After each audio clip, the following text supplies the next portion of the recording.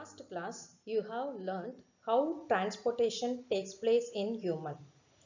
In this session, we will see transportation taking place in plants.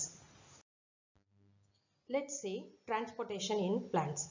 Already you have learned how plants prepare their food by using simple organic compounds such as water and CO2.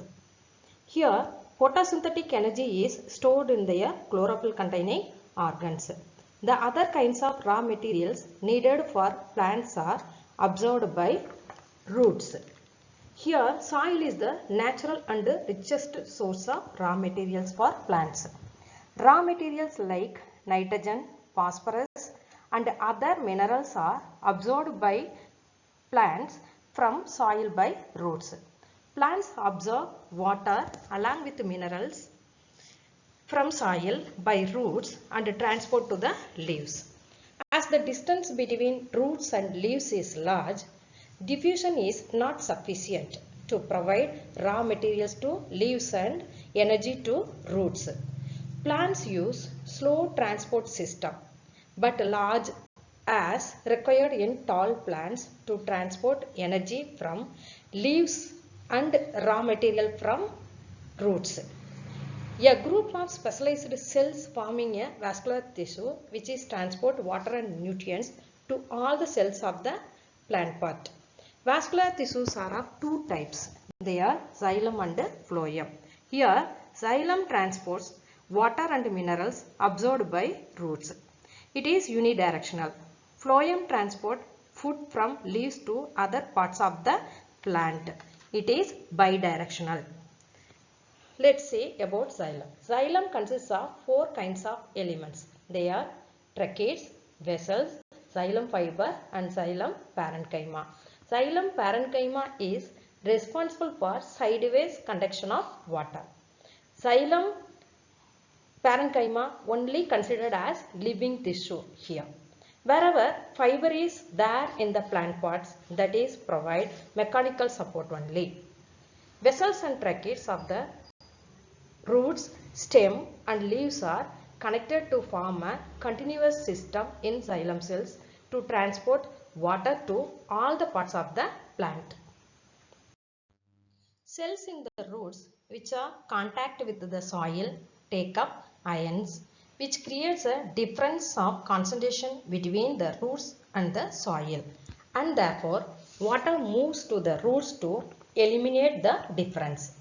Water is moved into the xylem of roots and from where it is pushed upward. Water which is lost through stomata is replaced by water absorbed by the roots.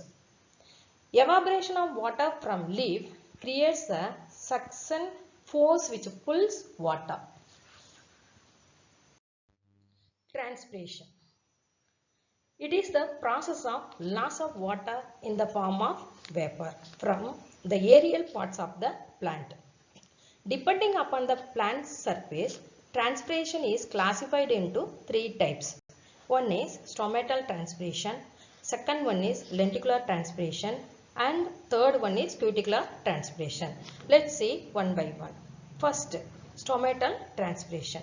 This transpiration mainly takes place through surface of leaves. It is known as foliar transpiration. Nearly 85 to 90% of water loss takes place through stomata, which is present in the leaf.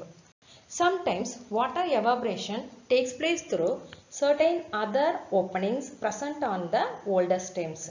These openings are called as lenticels. Through this opening, transpiration process takes place means that is termed as lenticular transpiration. This is about 0.1% of the total transpiration. Next is cuticular transpiration. Loss of water may also take place through cuticle, but the amount of water loss is only about 5 to 10% of the total transpiration. This type of transpiration depends upon the thickness of the cuticle and presence or absence of waxy coating on the surface of leaves. Xerophytic plant, that is desert plants, generally have thick cuticle and waxy coating on the leaves and stem in order to check cuticular transpiration. By doing simple experiment, you know about stomatal transpiration in your home itself. Around your home, lot of plants are there. Select any one of the branch of a plant with full of leaves. Cover it with transparent polythene cover. Within a few minutes, you can observe cloudy appearance inside the cover. This cloudy appearance indicates that the leaves remove excess water through stomata in the form of vapor. Let's see advantages or importance of transpiration. First one is ascent of shape. It occurs due to transpiration pull exerted by transpiration. This pull also helps in absorption of water. Next is removal of excess water. For example, 100% of water is absorbed by plants from soil. Out of 100% of water, only 5% of water is utilized by the plants. Remaining 95% of water is sent out through leaves in the form of water vapor. Like this way, excess water is removed by plants. Next is cooling effect. For example, our body excretes waste in many ways. One of the ways is removal of sweat through skin. This removal maintains our body temperature. Like this, plants also evaporating water decrease their temperature by 10 to 15 degree Celsius. Next is mechanical tissue. That is the development of mechanical tissue, which is essential for providing rigidity and strength to the plant. It is favored by the increase in transpiration. The loss of water through transpiration increase the concentration of mineral salts in the plant.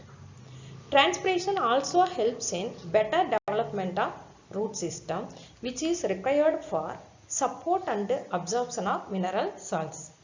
Then the sugar content of the fruit increases with the increase in transpiration. Then excessive transpiration induces hardening and resistance to moderate drought. Transpiration maintains the shape and structure of the plant parts by keeping cells turgid. Transpiration supply water for photosynthesis also. The next is disadvantages of transpiration. These are wilting, reduced growth and reduced yield, etc. Let's see transport of food and other substances. Phloem transports soluble products of photosynthesis, amino acids and other substances like hormones. The transport of soluble products of photosynthesis is called translocation. The substances are transported to the storage organs of roots, fruits and seeds. Already you have learnt phloem is composed of sieve tube, companion cell, phloem fiber and phloem parenchyma. On the whole, parenchyma means helps to store substances like food and water, etc. Next heading is mechanism of transportation of food and other substances in a plant. Here, the translocation takes place in the sieve tubes with the help of adjacent companion cells. The movement of substances is bidirectional, that is both upward and downward movement. Energy from ATP is utilized for translocation. The phloem tubes in the leaves is transported food to all other parts of the plant by the network of phloem tubes present in all parts of the plant. Materials like sucrose move to phloem using energy, increasing the osmotic pressure of the tissue causing water to move and materials in the phloem to tissues according to the plant's need. Example, when the buds grow, these need energy. The sugar stored in the root or stem would may be transported to buds as sugar is an energy giving molecule.